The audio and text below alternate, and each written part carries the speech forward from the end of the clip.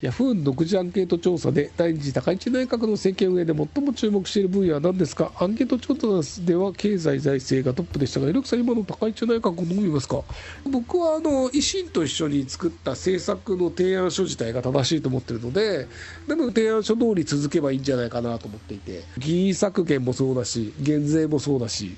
自衛隊の関係はどうでもいいんですけど、維新が出している協議書の通りに政策は進んでいるので、あの通り進むんだったら全然いいんじゃないかなと思ってます。で、経済に関しては一切期待していません。円安ホクホクだよ。だって期待できるわけないでしょう。高市首相は宗教法人成長の家の思想を根本に持つ日本会議と明治憲法の時代のように天皇を荒人神にしようとしています。森元首相の上の国解散、安倍元首相の戦後理事務官だけがつけた失敗に国にバレないようにこれを行おうとしていることをどう思いますか。天皇を荒人神にしようとはしてないんじゃない。あれ、皇室典範云々って高市さんって自分から発言してるっけ。僕の予想は多分皇室典範高市さん超どうでもいいと思ってると思います。皇室典範なんとかしたいとか思ってる人で、麻生さんとかそこら辺の人たちがすげえやる気だから、じゃあやっていいっすよ、あんま興味ねえしっていうのでほっといててっていう話なので、高市さんの主導ではないんじゃないかなというふうに僕は予想しています。はい。麻生さん、小泉さん、小林孝之さん、茂木さん、発起に高市さん支援のグループ作ったらしいです。あれ、総裁選でもう一人というような展開で、ちょっと政治がまた面白くなってきました。高市政権まだまだ続くのかな。あれ、あと一人誰だったっけ。あれ、総裁選って、あと誰がいた。僕ね、記憶力あんまりよろしくなくてね、覚えてないんですよ。あれ、全員で5人じゃなかった。だから、全員で高市さんグループってことじゃないの。あ、林芳正さんだけ入ってないのか。ああ、そういうことね。まあでも、富豪の衆ってやつで、多分、高市さんがダメになったら、そのグループからもふわーっと離れて、高市さん抜きでまた普通に総裁選やると思いますよ。それぐらい自民党の人たちっていうのは、狡猾っていう感じだと思うので、高市グループになったからといって、高市さんを最後まで持ち上げていくかっていうと、途中で切り捨てるっていうのをやるぐらい自民党は狡猾だと思います。はい。そう、はしごを外す。正解。僕が言いたかったの、これ、はしごを外す。はい。別に僕は高市さんを嫌ってるわけじゃなくて、間違った政策を間違ってるというのをやりたくなってしまうんですよ。で、これ、政策じゃなくてもそうで、アベプラとかに出てる時におかしなことを言う人がいると、そこ突っ込みたくなってしまうんですよ。例えば給料の7割を投資信託に入れています。20代から始めて2年で給料7割入れたとしたら、税金がね、払えないんですよ。7割の投資信託回すってことは、税率 30% で1円もお金使ってない人だとしたら、税率 30% としたら1000万いかないぐらいなんですよ、給料。で、それ2、3年だったら、どう考えてもいかないけど、8000万貯めましたみたいな。いやいや、投資信託ってさ、株価そんな上がんねえからっていう。っていうのが出ると、やっぱり僕突っ込んじゃうタイプなんですよ。いやいや、それ嘘ちゃうんっていうのがあって、高市さんが連邦法律調査官じゃないじゃんとかっていうのが、やっぱり嘘ついてる、間違ってるねってのがあると気になって突っ込んじゃうってタイプです。はい。中3です。今終戦あたりの勉強をしてるんですが、昭和天皇が終戦後に暗殺や襲撃の対象にならなかった理由がよくわかりません。当時は天皇陛下万歳と言って命を落とした人も多い中で、遺族の立場からするとなぜ天皇が来ているのかと強い感情を抱く人がいても不思議ではないと思います。それでも実際には大きな襲撃や暗殺が起きていないのはなぜなのでしょうか。天皇が決断したというよりも、陸軍なり海軍な、どちらかというと陸軍なんですけど、陸軍が決断した戦争に行かざるを得なくなった。天皇はそれを陸軍の判断に乗らざるを得なかったという状態で、実はそこまで天皇が主体的にやったわけではないのではないかという理解をしていると思います。ちなみに海軍はもともとアメリカと戦争したらうちら負けるよねっていうのを昭和16年の終戦っていう本で猪瀬直樹さんが書いてるんですけど、僕まだ読んでないんですけど、戦争というのは資源と兵器の量で大体決まるんですよ。で、兵器というのは資源があると作れますと。なので戦車を作るにはこれぐらい鉄がいるよね。飛行機を作るにはこれぐらい鉄がいるよね。なので毎年の鉄の生産量によってその国が大体どれぐらいの兵器が作れるかっていう量は計算できるんですよ。なので日本の鉄の生産量はこの程度で、石油とか原油というのが手に入るのはこの程度ってなると、兵器というのもこのぐらいの兵器しか作れないよね。で、石油の量がこれぐらいだからこの兵器を動かせるのはここら辺だよねっていうのも全て計算可能な状態で、じゃあこれでアメリカと戦争したらどうなるかをシミュレーションしてみようっていうのを日本海軍の若手がやったんですよ。20回ぐらいやったのかな。何回かやったんだけど、結局ね、1回も勝てないっていうことが分かったんですよ。だって石油足りないんだもん。そもそもアメリカという国は石油産出国なんですよ。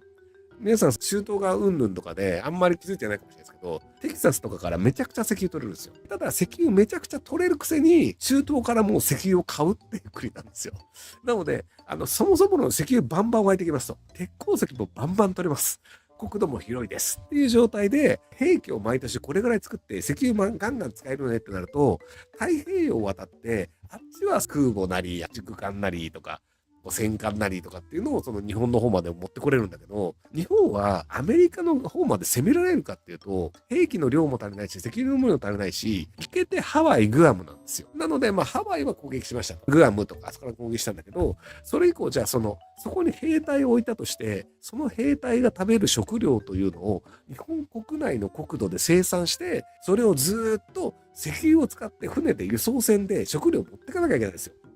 ちなみにアメリカ50州あるんですけど、カリフォルニア州より日本は面積が小さいです。50州あるうちのカリフォルニア州より小さい国土の中で作れる食料なんてたかが知れてるじゃないですか。で、それで作った食料を一生懸命船に乗せて戦地に持ってくってやったら持たないよねっていうのは、何度やってもやっぱり変わんないよねっていう結論になってたんですよ。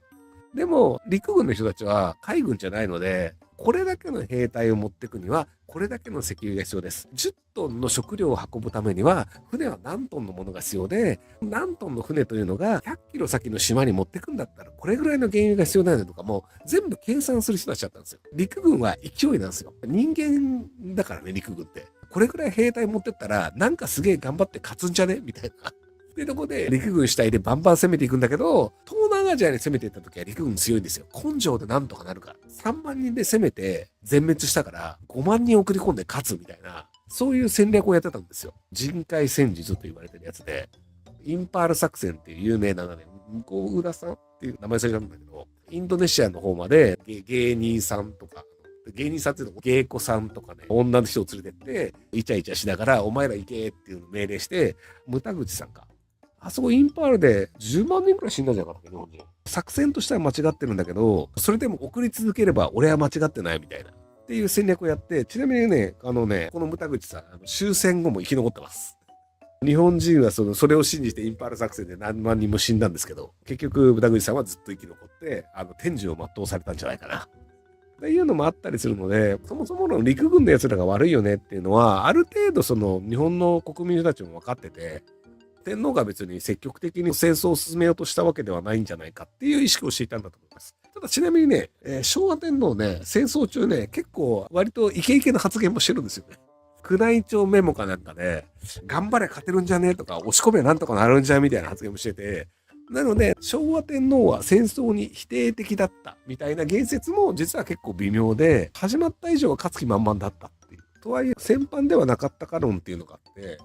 天皇が戦犯であることは間違いはなかったんですよ。少なくとも責任者の一人ではあるから。ただし、アメリカ、マッカーサーが恐れたのは、天皇を処刑した場合に日本を統治することが不可能であるっていう結論だったっぽいんですよね。天皇というのは、実は戦争が終わった後にアメリカ軍が進駐軍として日本中にいて、日本のいろんなところを抑えて財閥とかを解体して日本のいろんな富を持っていくって言ったんですけど、で進駐軍に対してギブミーチョコレートって言ってチョコレートもらったとかっていうので割と仲良くしてたっていうのがあるんですけど、あれがなんでできたかというと天皇が生きてたからなんですよ。であそこで天皇をしてたら割と日本人はガチでゲリラになってアメリカの進駐軍に対して神風特攻隊をしていた可能性があるんですよ。なのでその天皇を生かすというのはむしろ天皇というのを人質として生かしておくことで日本の統治を容易にさせるという作戦というところであって、なので別に天皇に戦争責任がないから罪に問われなかったというわけではなく、その後のアメリカの日本統治を考えたら戦争を生き残らせた方が良いよねと考えたというふうな思想の方が割と強いんじゃないかなと言われております。っていう感じのね、社会科の授業でここまでのことをやるかどうかわかりませんけども、戦争の記憶というのは結構もう人から失われていて、おじいちゃんが戦争に行きました、おばあちゃんが戦争に行きましたっていう人もほとんどいなくなっちゃったので、僕も祖父が戦争行ったんですけども、祖父は僕が20代のうちに亡くなってしまったので、戦争を知ってる世代は戦争をしようとしないんですけど、戦争を知らない世代は戦争をしようとするんですよね。戦争の悲惨さを知らないから。なので、割と今の自民党の人たちって、中国と台湾が揉めるんだったら、日本も戦争行くわ、みたいな。割と威勢のいいこと言ってますけど、やっぱりなんか戦争を知らない世代が増えると、そういうのを支持する人も増えるんだなと思ってるので、なので戦争の歴史を学ぶというのは僕は結構大事なことなんじゃないかなと思ってるので、頑張って言及して偉くなってください。ちゃんと戦争の歴史を知ってる人が偉くなった方がいいんじゃないかなと思います。ご視聴ありがとうございます。今回の動画はこちらからの切り抜きになります。ひろゆき LINE スタンプ好評発売中です。